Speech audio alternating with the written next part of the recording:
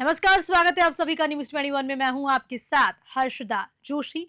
खबरों में आगे बढ़ते हैं। खबर अलवर जिले के राजगढ़ कस्बे से है, जहां टहला मार्ग स्थित एक निजी गार्डन में बुधवार को राजस्थान ग्रामीण आजीविका विकास परिषद द्वारा संचालित भारत माता राजीविका सीएलएफ की वार्षिक आम सभा का आयोजन हुआ। भारत माता राजीविका सीएलएफ की क्लस्टर मैनेजर सुधा शर्मा ने बताया कि कार्यक्रम में विभिन्न गतिविधियों पर चर्चा हुई। कार्यक्रम में एनएल वर्मा राष्ट्रपति पुरस्कार से सम्मानित शिक्षिका आशा सुमन, लायंस क्लब के प्रांतीय संयोजक डॉक्टर खेम सिंह आर्य मौजूद रहे। आम सभा में आए व्यय तथा लेखा जोखा की रिपोर्ट उपस्थित महिलाओं के समक्ष प्रस्तुत की गई। राजगढ़ से राजकुमार गुप्ता की रिपोर्ट। नमस्कार, स्वागत है आप सभी का न्यूज 21 में। मैं हूं आपके साथ हर्षदा जोशी। खबरों में आगे बढ़ते हैं। राजस्थान विधिक सेवा प्राधिकरण जयपुर के तत्वावधान में जिला विधिक सेवा प्राधिकरण जोधपुर द्वारा विशेष रूप से सक्षम बच्चों की मध्य संभाग स्तर की 1 दिवसीय खेलकूद प्रतियोगिता का आयोजन किया गया। ये आयोजन जोधपुर के गौशाला मैदान में किया गया। इस खेल को प्रतियोगिता के उद्घाटन सत्र में जिला एवं सेशन न्यायाधीश और जिला विधिक सेवा प्राधिकरण जोधपुर के अध्यक्ष विक्रांत गुप्ता ने मुख्य अतिथि के रूप में हिस्सा लिया। न्यायाधीश विक्रांत गुप्ता ने बताया कि आज देश में दिव्यांगों की संख्या ज्यादा है। हर तहसील और गांव में केवल 2-2 दिव्यांग बच्चों को भी महत्व दिया जाए तो समस्याओं का निराकरण किया जा सकता है। दिव्यांगों को हमारे साथ शामिल करने की आवश्यकता है, उन्हें अतिरिक्त सहायता की आवश्यकता नहीं है। जोधपुर से मनोहर सिंह की रिपोर्ट। आज संभागीय प्रतियोगिता जोधपुर में आयोजित की जा रही है। उसके लिए गौशाला मैदान में स्थान उपलब्ध करवाया गया है। जिला प्रशासन की तरफ से है, इसके लिए बहुत बहुत धन्यवाद। आज जिला शिक्षा अधिकारी और हमारे डीएलएसए सेक्रेटरी मनीषा जी, पुखराज जी गहलोत डीएलएसए सेक्रेटरी जोधपुर महानगर, उनकी देखरेख के अंदर आज के प्रोग्राम आयोजित किए जा रहे हैं। 97 बच्चे पार्टिसिपेट कर रहे हैं जो दिव्यांग हैं, और उनके रहने ठहरने की सारी व्यवस्थाओं को डीएलएसए सेक्रेटरी ने खुद ध्यानपूर्वक देखा है। सारे प्रशासन के जो एडीएम वगैरह हैं और जो सोशल जस्टिस की जॉइंट डायरेक्टर हैं, उनका भी पूरा सहयोग प्राप्त हो रहा है। पेरेंट्स भी बड़ी संख्या के अंदर आए हुए हैं। आज ये प्रोग्राम पूरा होकर शाम तक समापन हो जाएगा। मेरी सभी बच्चों को बहुत बहुत शुभकामनाएं। धन्यवाद। ये आई हूँ जिसमें मैं फर्स्ट आई थी जिला स्तर पर जब प्रतियोगिता हुई थी, तो मुझे बहुत अच्छा लगा उसमें कैरम खेल के, और मुझे फर्स्ट स्थान प्राप्त हुआ। इसके लिए मैं बहुत खुश हूँ। और मैं वैसे तो बीकानेर से हूँ, जोधपुर नेत्रहीन विकास संस्थान की जो हॉस्टल है वहाँ रहती हूँ, और पारस बोहरा नेत्रहीन महाविद्यालय में पढ़ती हूँ। मेरा नाम सागर है। मैं पहले जिला स्तरीय खेला था जालोर कबड्डी में, और मैं रानीवाड़ा से हूँ। जिला जालोर है, और मैं राजकीय माध्यमिक विद्यालय आजिदपुर में पढ़ता हूँ, और तहसील रानीवाड़ा है। नमस्कार, स्वागत है आप सभी का न्यूज 21 में। मैं हूं आपके साथ हर्षदा जोशी। खबरों में आगे बढ़ते हैं। तिजारा थाना क्षेत्र के गांव डोटाना में रात 10 बजे खेत की डोल के विवाद को लेकर एक ही परिवार के 2 पक्षों में खूनी संघर्ष छिड़ गया। खूनी झगड़े में करीब आधा दर्जन महिला पुरुष गंभीर रूप से घायल हो गए, जिनमें 2 को गंभीर हालत में अलवर सामान्य अस्पताल में रेफर किया। अलवर से ब्यूरो चीफ प्रदीप गोयल की रिपोर्ट। मेरा नाम राहिल खान है, गांव डोटाना। क्या हुआ? रत्ती खान ने हमारा खेत जोत लिया। जब हम उनको समझाने के लिए गए तो उन्होंने हमारे 2 बच्चों के साथ भी झगड़ा किया और लज्जा भंग करी। फिर हमने पुलिस को फोन किया, 100 नंबर पर पुलिस आई। पुलिस उनको समझा कर चली गई। पुलिस के जाने के बाद तुरंत उन्होंने हमारे घर पर हमला कर दिया। वो पहले से घात लगाए बैठे थे पूरी साजिश के साथ। फिर उन्होंने हमको मारा, पीटा, गाली दी। बाप को मारा, मेरे भाई को, मेरी मिसेज को, मेरे दादा के भी चोट आई और मेरे खुद की भी चोट आई। और अभी धमकी देते देते। जमीन किसकी है? जमीन मेरे बाप की है, खुद की।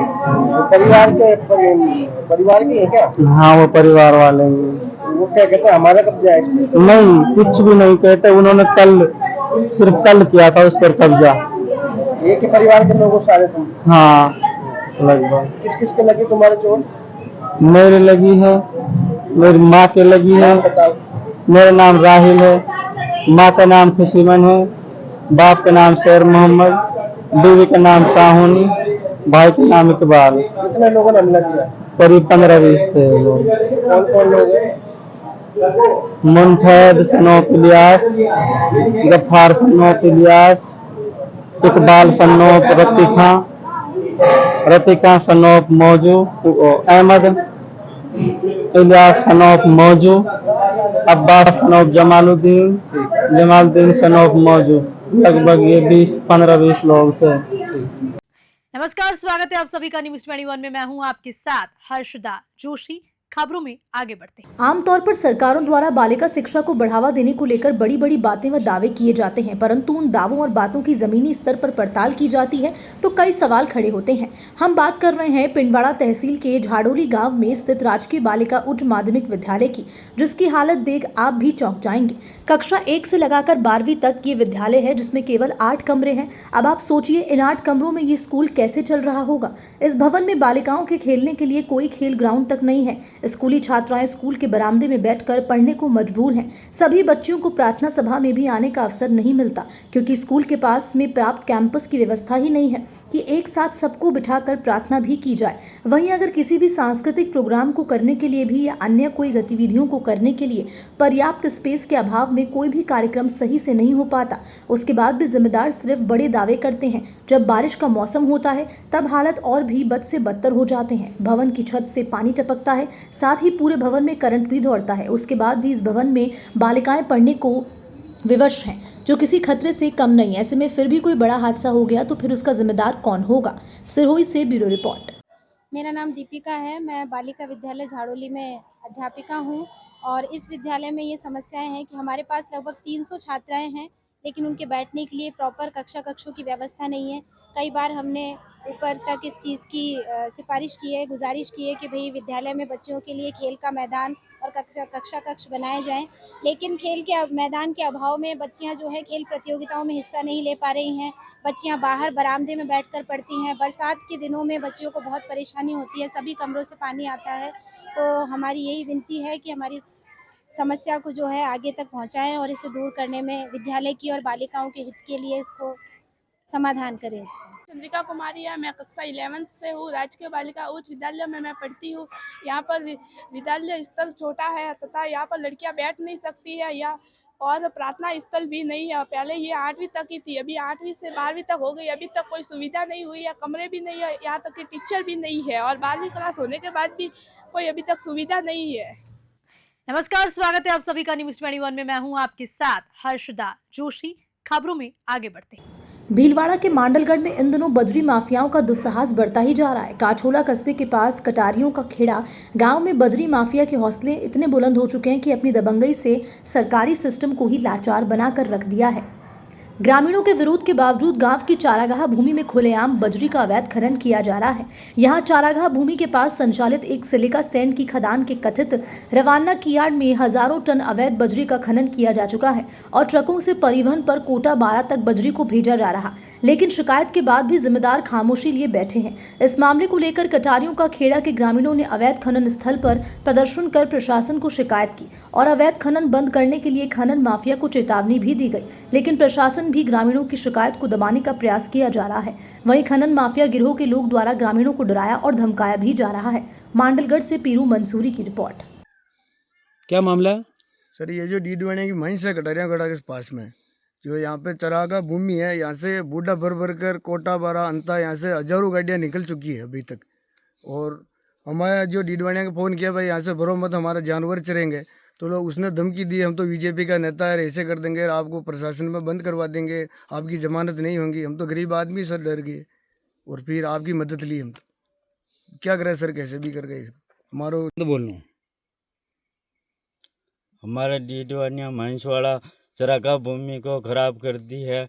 पशु पक्षी और जानवर सब मर रहे हैं और हम जाते हैं कलेक्टर के एसपी के पास में, तो हमारे को धमकी देते छूटेंगे नहीं, मारेंगे पीटेंगे और हमारे पेड़ पौधे का सब उखाड़ फेंक दिया है और मिट्टी को सबको 400-500 गाड़ी रोज की जा रही है।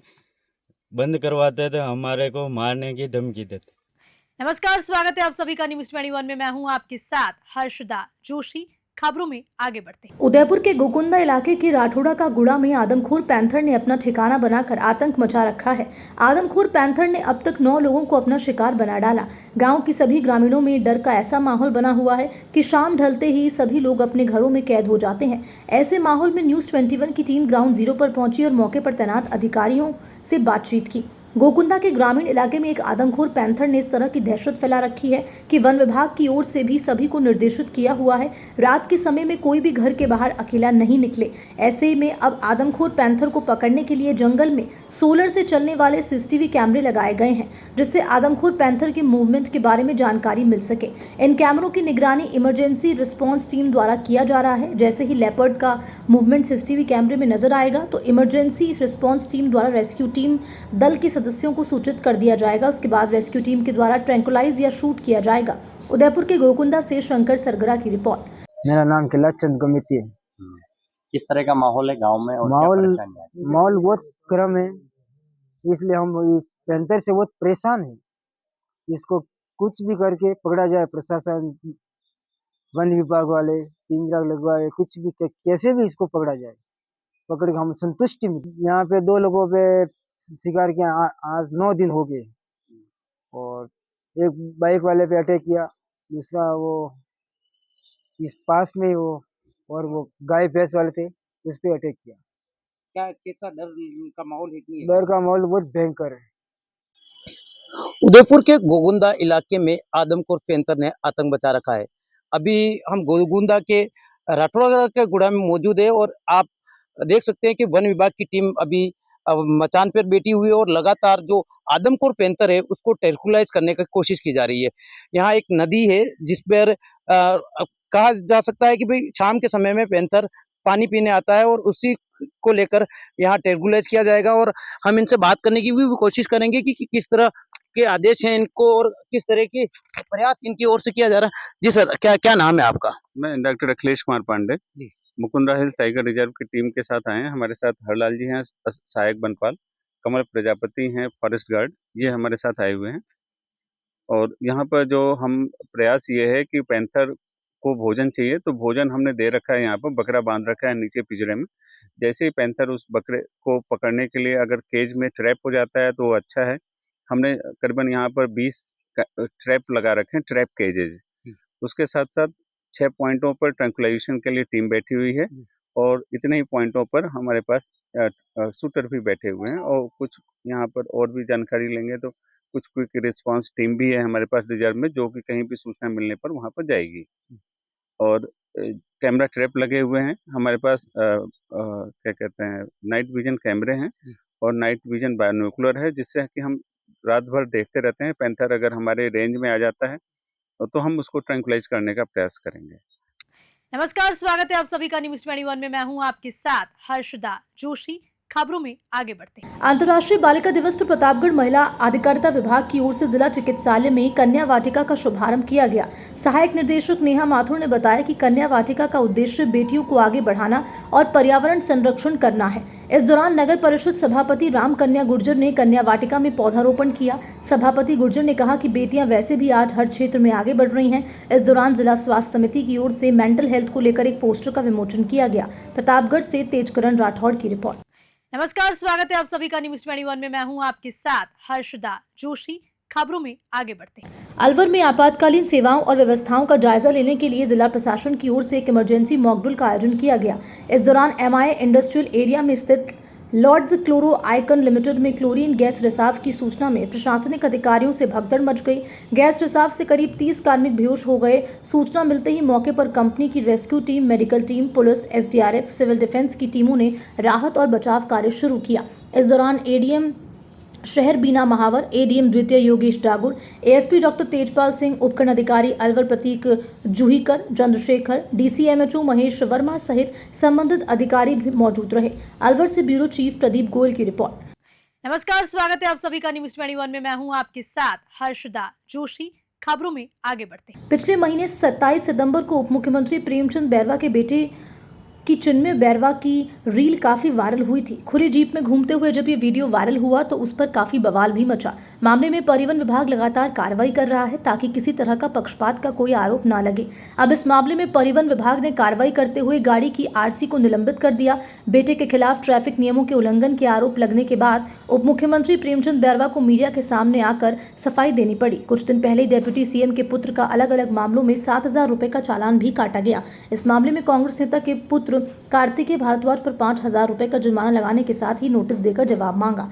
जयपुर से ब्यूरो रिपोर्ट। कांग्रेस के नेता आप पर निशाना साध रहे कि आपके बेटे किस तरह से पुलिस एक्सपर्ट होंगे। देखिए ये मेरा बच्चा अभी सीनियर स्कूल में पढ़ता है और उसके साथ में स्कूल के बच्चे वो आपसी में दोस्त हैं और मैं तो माननीय प्रधानमंत्री जी को धन्यवाद देना चाहूंगा इस बात को कि मेरे जैसे व्यक्ति को राजस्थान का उप मुख्यमंत्री बनाया और उप मुख्यमंत्री बनाने के बाद मेरे बेटे को अगर कोई भारी पैसे वाले लोग या उनको साथ बिठाते हैं, उनकी गाड़ी में बिठा लिया, तो उसने भी देखने का उसने मौका दिया है कि वो भी एक अच्छी गाड़ी को देखा है।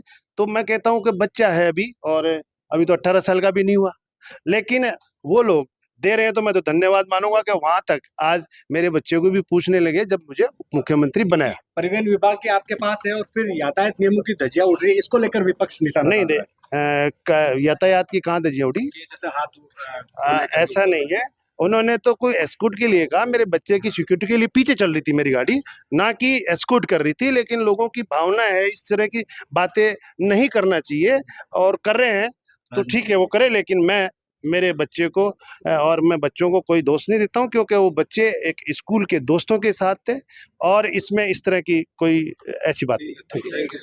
नमस्कार, स्वागत है आप सभी का न्यूज़ 21 में। मैं हूं आपके साथ हर्षदा जोशी। खबरों में आगे बढ़ते हैं। खबर प्रतापनगर जयपुर से है, जहां पर सेक्टर 28 में स्थित उत्सव अपार्टमेंट आवासीय योजना में शारदीय नवरात्र के तहत आज 10 अक्टूबर को गरबा महोत्सव का आयोजन किया जा रहा है। उत्सव अपार्टमेंट में मिलजुल कर विभिन्न धार्मिक आयोजन किए जाते हैं। गरबा महोत्सव मनाने को लेकर तैयारियां पूर्ण हो चुकी हैं। जयपुर से ब्यूरो रिपोर्ट।